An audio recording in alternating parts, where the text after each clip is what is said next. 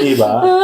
Okay guys, so maraming salamat for joining us today again. Okay, so now, nandyan na, diba? Yung conditions have been lifted, nag-close na tayo, and basically now, the next step would be Moving date.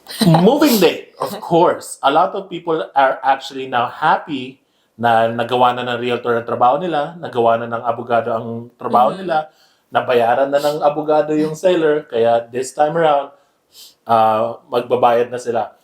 Pero before we actually move into the moving date, kami, ang lawyers, hindi lang kami limited in terms of paying, okay, the purchase price or any amount that the seller is expecting. Our job as your lawyer for the purchaser goes beyond that.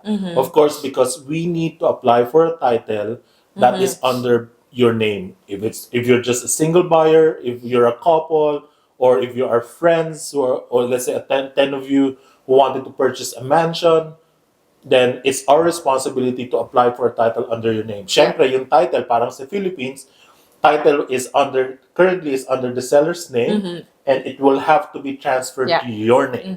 That's our job, okay? So basically, the legal fees that we impose has disbursements as well, okay?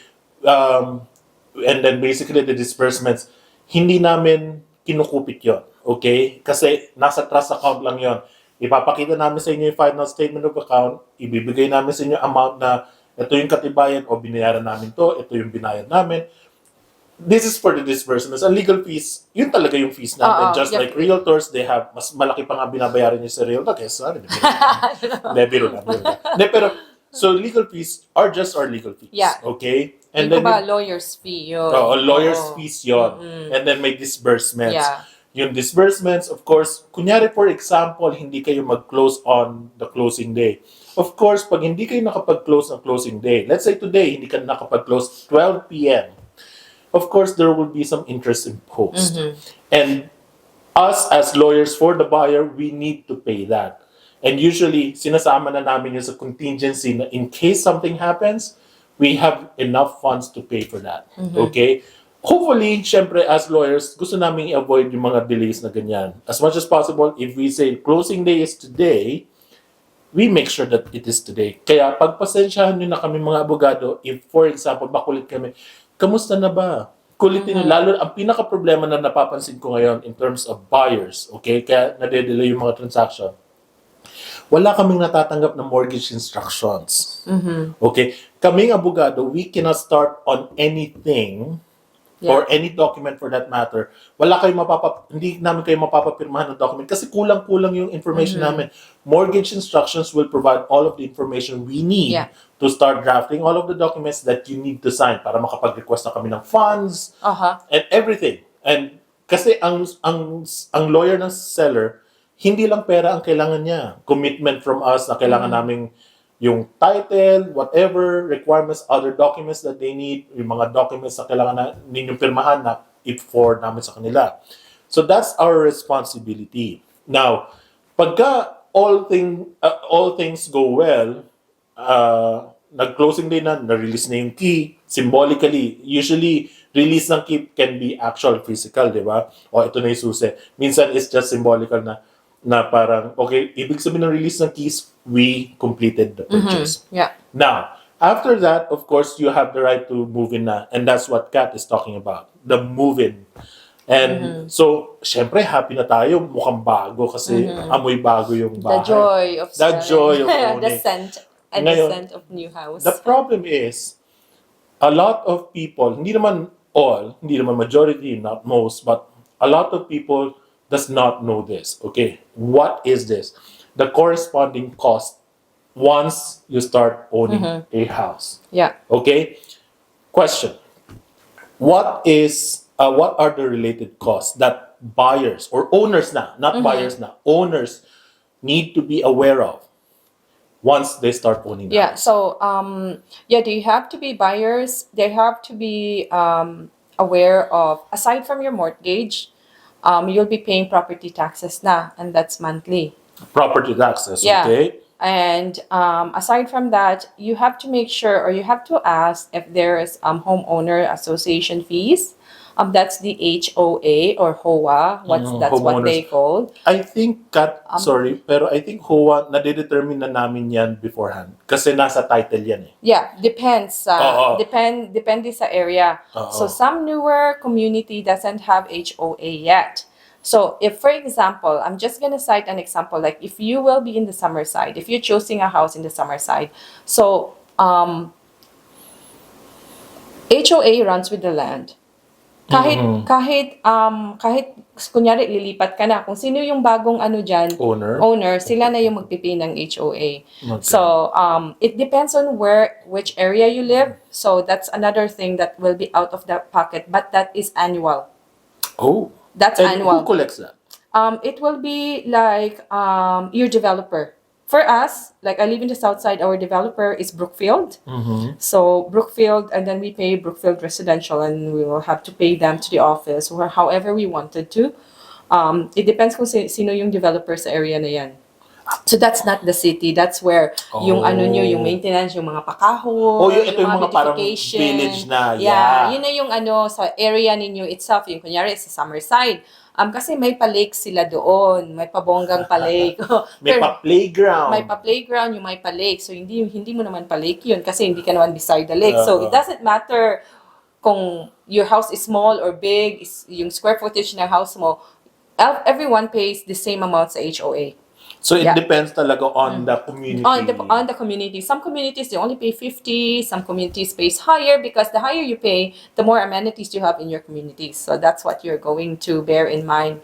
And then aside from your taxes, HOA, so of course, all of your, mga maintenance, you have to, put, money aside from that kasi maaabiri yung bahay mo. And then utilities, depende naman eh. Like they always ask, yung kunyari, yung bahay, yung mga newer houses, of course, with the technology that we have, and with the mechanicals, kung ano yung mga ginagamit, yung mga high energy stars, mga ganito, ganyan. So, you always have like, yung konting savings ng mga utilities kasi yung bago pa yung bahay. So that means efficient pa yung yung kunyari yung mga window nila is triple pane window. So walang gaanong mga pumapasok na mga cold air coming to the inside. So yun yung mga cost. So but then aside from that, like really nothing. Insurance. Also insurance. I forgot about that. Insurance. So when people ask me, where do you get your insurance? I always tell them that I just go to where I get my car insured. Yes. Because I get discounts. Who doesn't love discounts, right? Exactly. Yeah. So with that, so just go somewhere like wherever you're comfortable with, and then people just say, do I have to purchase life insurance? Oh yeah. Right. So some people, like I said, it's really up to you. Like, oh no, the bank requires. I'm like, you know what? Do some research about it. But if you already have life insurance sa work or somewhere, I don't think you need to have extra. Siguro pag maluwang-luwang na yung mga kaban ng bayan. Yung kaban ng bayan, why not, 'di ba? Yeah. Kasi usually kung magkano yung insurance mo, kunyari kung ma-disable ka, hindi ka na makakabayad ng something happens. So instead na yung bahay mo sa bangko, parang ang insurance mo yung magbabayad niyan. So it's also a good thing to have. Yeah. So insurance, property tax, HOA, mga utilities, maintenance, and everything. So those comes with, owning a property. But the feeling of having your own home is really different. Kumbaga, you work hard, and then when you come home, like you have something to look forward to kasi you have a property. Yes, that's right? True.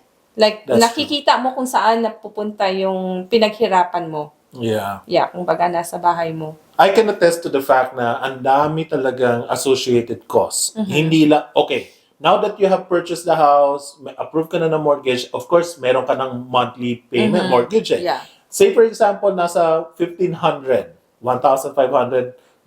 per month yung mortgage mo. That's just the mortgage. Ang property tax mo pa, usually, ang mahal ng property Ang mahal, tax. depende sa area. Depending on the area where you live. Yeah. Okay? If, for example, your area is more of a near the rec center or mga hospitals or schools, mas mahal. Like mga amenities. Yeah, So, amenities. Diba? higher. Downtown, mas mahal yan. Yeah. Now, of course, you can pay installment naman. Yes. If you Yeah. cannot afford one-time payment, kasi at least $4,000 a Yeah. month, di ba?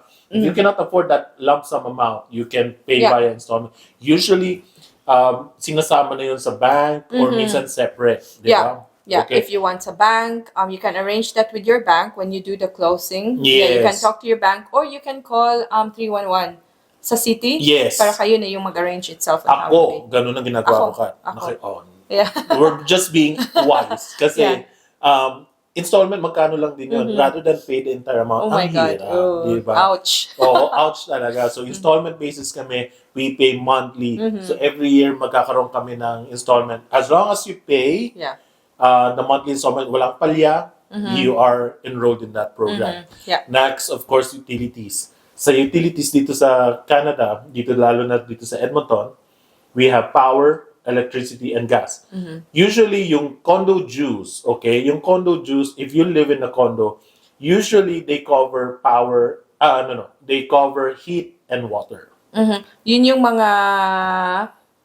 mga apartment style. Yes, yung But mga if it's a apartment style. townhouse, you pay everything. Oh, really? Yeah. Aside from the dues that you pay? Yeah, you pay everything. Okay. It's Hindi ko not alam free. yan. Only when you are in a apartment Oh, style. yung apartment nyo, second floor, third floor, Yeah. fourth floor, fifth floor, whatever. Heat and water, you pay. Heat and water usually kasama yan. Yeah. Pero kunyari, tulad namin ng mga, let's say, duplex or mga single family, at, ano ba to? How do you define this? Attached, like single family attached home. Yeah. Okay. So yung mga ganito, cargo namin yung Lahat. Power, gas, and water.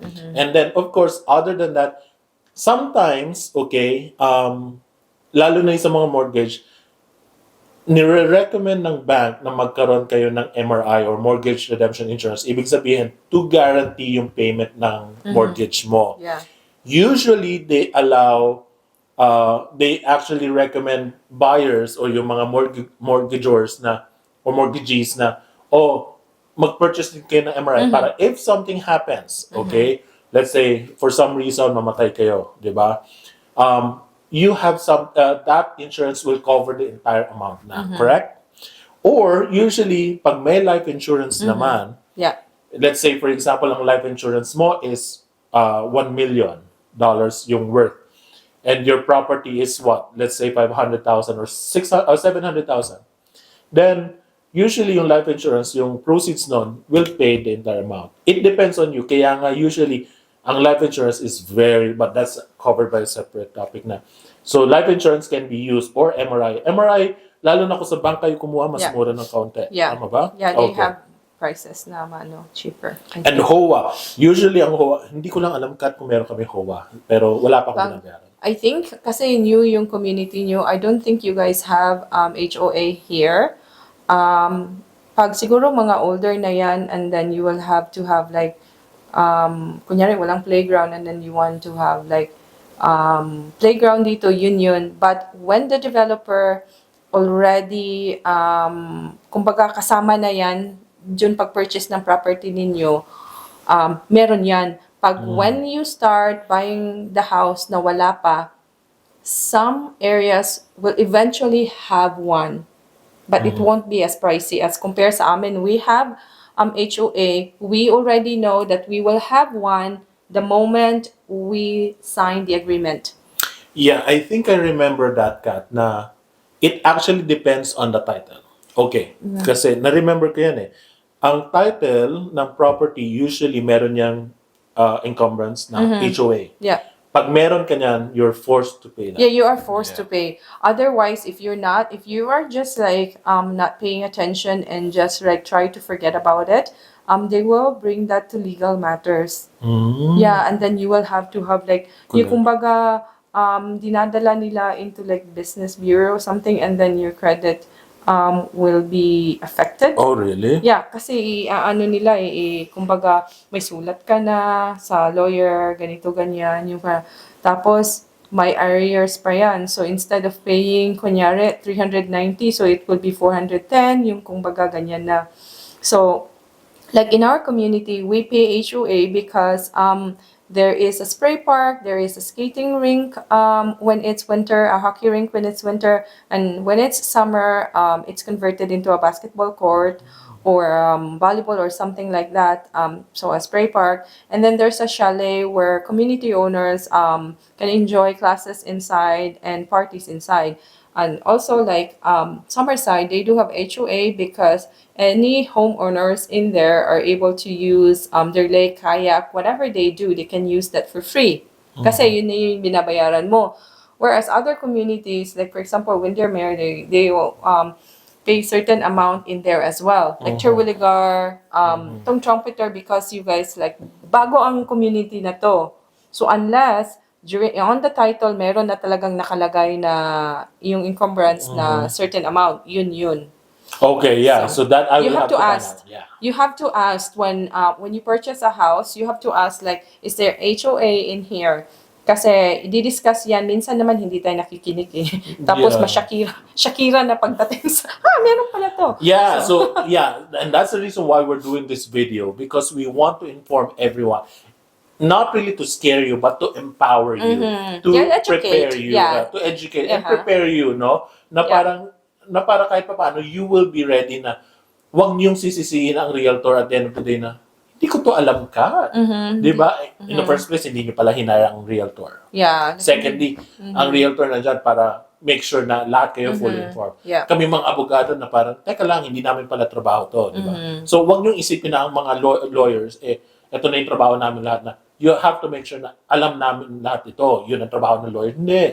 Kami, nasa purchase lang. Kung ano man yung deal ninyo with the builder, that's between you and the builder. Yeah. At kung kasama man yung realtor, kayong tatlo ang mag-usap niyan, hindi kami. Kami nagpa-process lang. Yeah, kumbaga, iba-iba. Kunyari, for example, within warranty, kunyari dapat warranty, or meron kayong complaints against the builder, then you want to sue them, that's the time that you hire us, di ba? Yung lawyer. O kung Yeah. sino yung lawyer ninyo. Or kung sino man yung lawyer ninyo, di ba? Usually, ang real estate lawyers can represent you anywhere naman, any areas of law. Okay, so basically now we've talked in The buying process. the buying process, of course, lahat ng conditions that have been met, of course, move-in, okay, and then of course the associated costs. Cost. Usually, Kat, ito ang tanong ko. After mong mabili, no? Now that you've mentioned na may warranty, depending on the builder yan. Pero sigurado for new homes, meron yan. Yeah, meron. Now, in terms of, ito ang pinaka gusto kong tanungin. Fences. Lalo na kaming bahay namin. Di ba? Napansin niyo naman yung bahay namin. Hindi naman kami duplex na magkadikit sa isang bahay lang. Kami hiwalay. Yung fences, usually, sino ang dapat mag-build? So for your fence, you have to talk to your neighbor about that to split the amount. Now, kung maluwang-luwang naman ang kaban, kung maluwang ang bulsa, you can always have it yourself Oh. for both sides. But ang what is yung parang yung norm dito is you talk to your neighbor, but you can force them to pay you. You just say, hey, we're building a fence. Should we, I'll give you all the receipts and I'll show you all the receipts and we'll take care of everything. I'll give you the receipts and you pay us. Ganyan. Pero kung sabihin nila, ay, wala pa kaming pera, which is, it happens, wala pa kaming pera. Well, wala ka talagang magagawa. You wanted the fence. Unless you can live without the fence, so wala. Yung parang nagpapaanuhan na lang kayo kasi you Matigas. don't want to spend. But you divide that one in both sides. Divided by yourself and your neighbor, and saka yung dito na sa likod yan, that will be like yourself, or kung you share the backyard with the other one, and then you talk to that people as well. Yeah, same situation. So, itong side ng fence namin, yung neighbor namin approached us, Yeah. and if we can share with the cost, Yeah. with the expense, sabi ko, yes, go ahead. Yeah. So, he built that, and then we shared with the cost.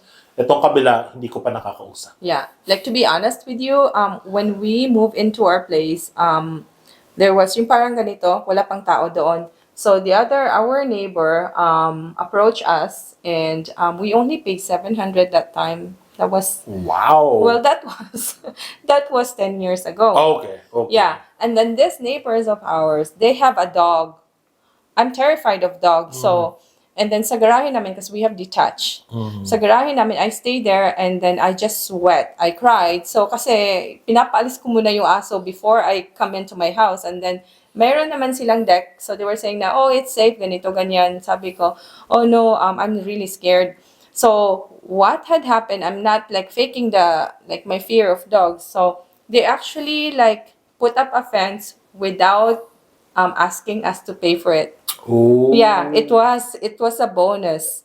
Yeah. They just built the fence. They did not ask us. We always see each other because that guy was a police officer anyway, so they did not ask us. So they left and then there's nothing, no bill, no nothing. So we had it for free.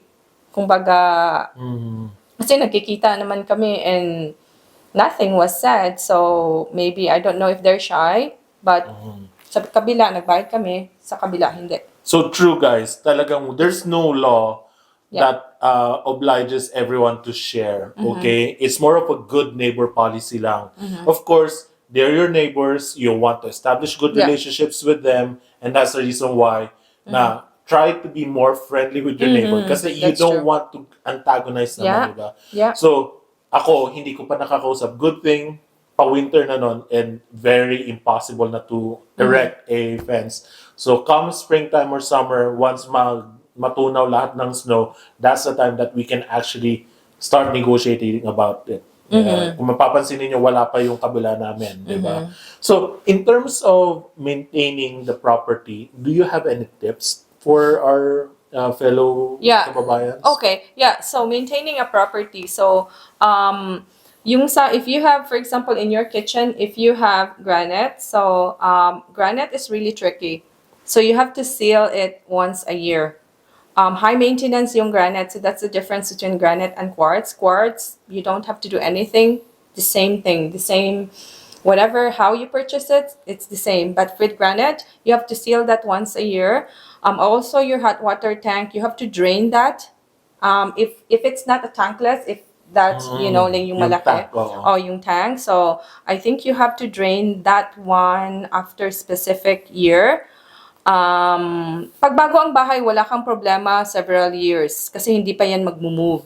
And then after several years, and then you have to check your window sill and then check for cracks, especially before winters. Yun yung mga air coming through our house tapos medyo malamig na yung bahay and then our utility bill goes up.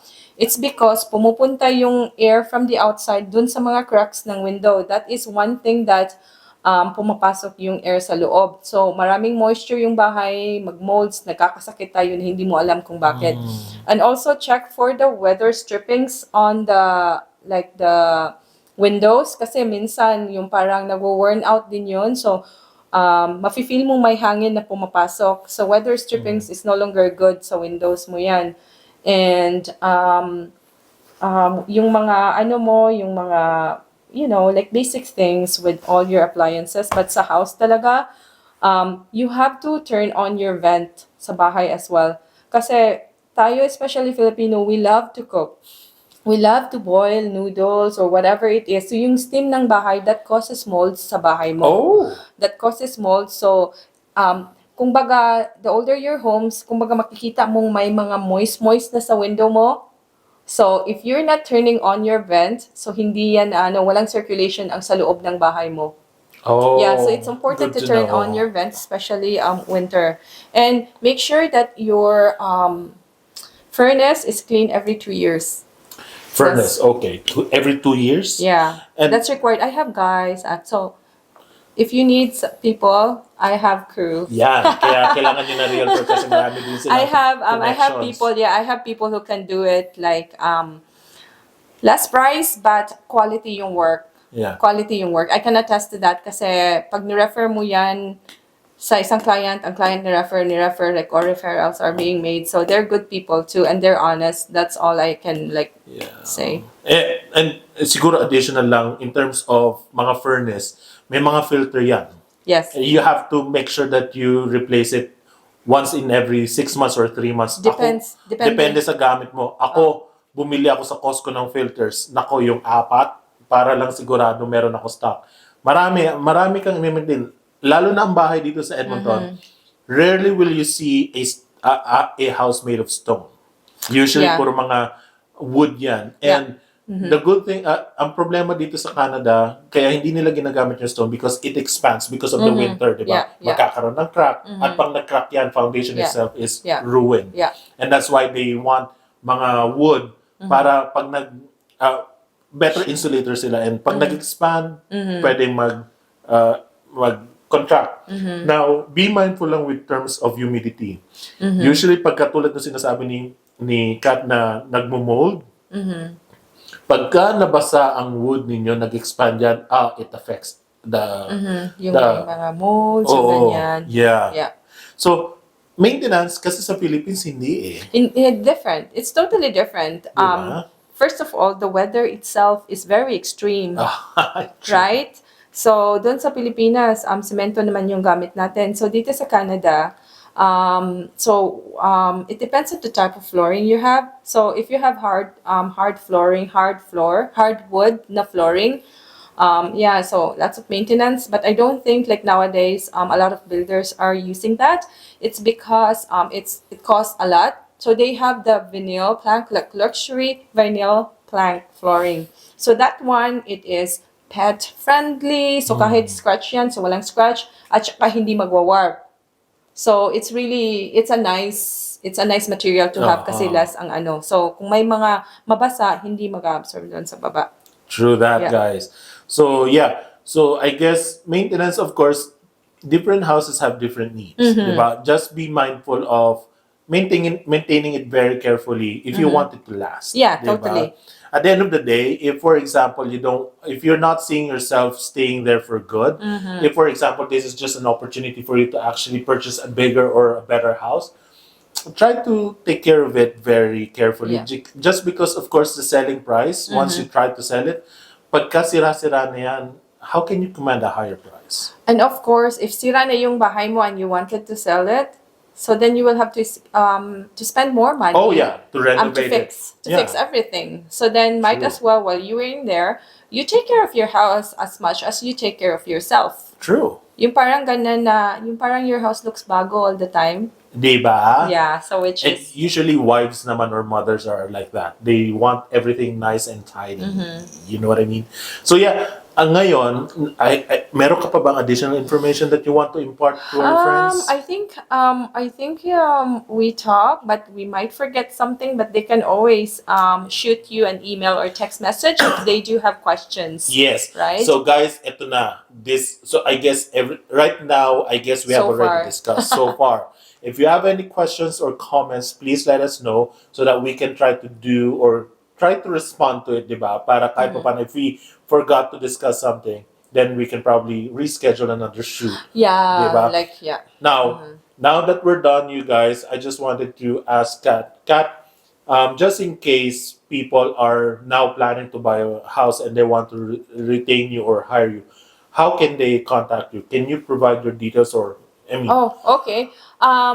So if you guys are thinking of buying a property or selling or just anything that you have a plan down the road or in the future, you can text me 780-710-9178 or I'm on Facebook, Catherine Manigo, Instagram, so or very email? straight.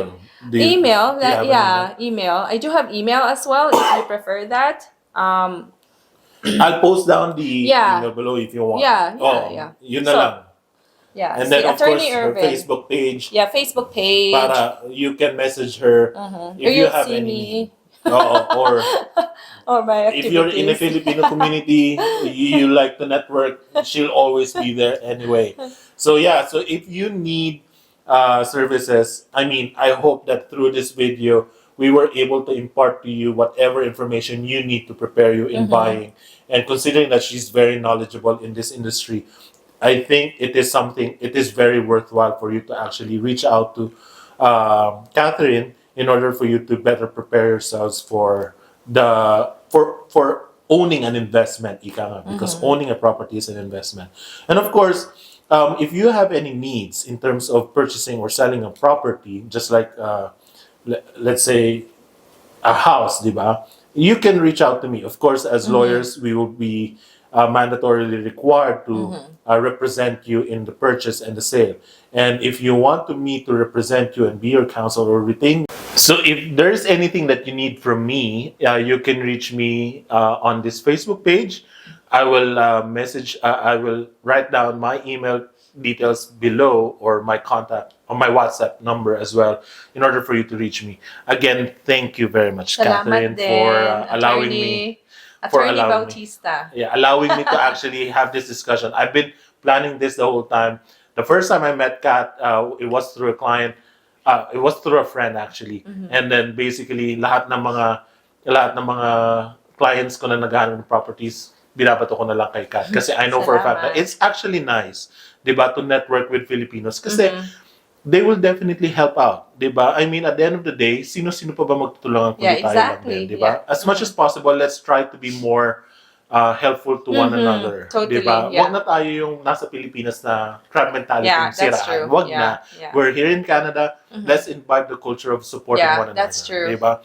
And I understand, of course, there are a lot of Filipinos na medyo maraming mga DIYs. I don't want any realtors. I hope that through this video, you know now the benefits and advantages of hiring a realtor. Yeah, so you have to make sure that the people that you dealt with is a licensed realtor. So that means like that person has a brokerage, like and she is a license. Not just like someone there that who will help you know. Like please ask if they are a licensed realtor. Okay? Kasi you're purchasing like the biggest investment in your life. It's true. So you want to be represented. You Yeah. want to have a person that would help you, that would educate you with the process, and a person that knows the market. And that's a realtor. A licensed realtor. A licensed realtor. Kasi, Like, pwede ba? Pwede bang magbentang hindi licensed? well, Technically, no. unless you work for the builder. Oh, But you are unless. not a realtor. You are not a licensed real estate agent. So that's the only exception. Unless you need to be a licensed realtor to sell property or purchase or represent a client in a real estate It's transaction. real estate. Unless Unless you work nasa for- builder ka. Yeah. So yung nasa builder, yeah, most of them are like area manager, area specialist. Okay. I am not sure if they do have a license to trade in real estate. So meaning to trade, you can represent buyer, you go to the house, look for the house. Kasi may access kami sa bahay eh. If we wanted to see a house that's on the market, I have access. I have everything. Okay. So you have to make sure that that person is a licensed realtor, guys, and know that we only collect certain, like, yung ano lang ninyo, yung driver's license lang yung inaano namin. No deposit required unless you already purchase a house. Walang initiation fee, nothing. Okay. Yeah. So guys, wherever you may be located in Canada, Yeah. don't hesitate to actually reach out to us. Okay. Yeah. And if, for example, like what Catherine has said a while back, she may be licensed in Alberta, but most of her transactions are in Edmonton. And if, for example, you want to purchase a property in Red Deer or outside of Edmonton, like for example Calgary or Grand Prairie or Fort McMurray, she will be able to refer you to Yeah. to anyone that she knows. Okay, and of course, Yeah, sorry. So, for example, if you're from other provinces and you wanted to buy a property in Edmonton, you can also do that, and then we can also you're moving to Edmonton, you can do that. I can help you with the process. We can do Zoom. I can let you view the house through Zoom. And I had a client who was actually from Fort McMurray. They only came here to sign all the documents and stuff like that, but they haven't seen the house. To be honest with you, I've done through Zoom and everything. yeah, and everything. Then through DocuSign na lahat. And yet, check. I'm supposing they are satisfied. I think so. Kasi binigyan nila ako ng Burberry na ano. Burberry na scarf. Okay, so they're really very satisfied. Ako, yung mga kliyente ko, sana naman, di ba? Satisfied din mo kayo, lalo na yung kapatid ni Kuya Benny. They're all satisfied. So I guess, siguro, ito, her receiving a gift means that she has done a good job in dealing with the clients, diba? So that's your reward. Yeah. So I guess that is a testament from her that speaks volume of her credibility. So I guess, don't hesitate to reach out. Of course, hindi lang kami yung available na tao dito. I'm not the only lawyer in Edmonton. Yeah. She's not the only realtor in Edmonton. This is to empower you guys. If you have your own preference of a realtor or a lawyer, go ahead. Yeah. Okay, you're not gonna offend us. Don't worry about that. Yeah. So, but if you are wanting to retain us in your engage our services towards any real estate transaction, we'll appreciate that. Yeah. So again, maraming Thank salamat. you po. Maraming sir. salamat you Yeah. guys for joining us today. I hope na marami kayo napulot na information sa amin dalawa. And if you have, again, any comments or questions or any suggestions or recommendations, please feel free to actually write us or reach out to us. I will be posting all of our contact details down below, and so that sana yung email, para kahit pa paano, if you have any queries, she'll be able to respond to you in a timely manner. So as me, I have my Facebook page, I have my YouTube page, so feel free to contact me anytime you want. Okay? And that, you guys, maraming salamat. Merry Christmas po. Merry Christmas. Happy holidays. Happy holidays, and we'll see you in the next video. Bye, guys. Bye. Thank you.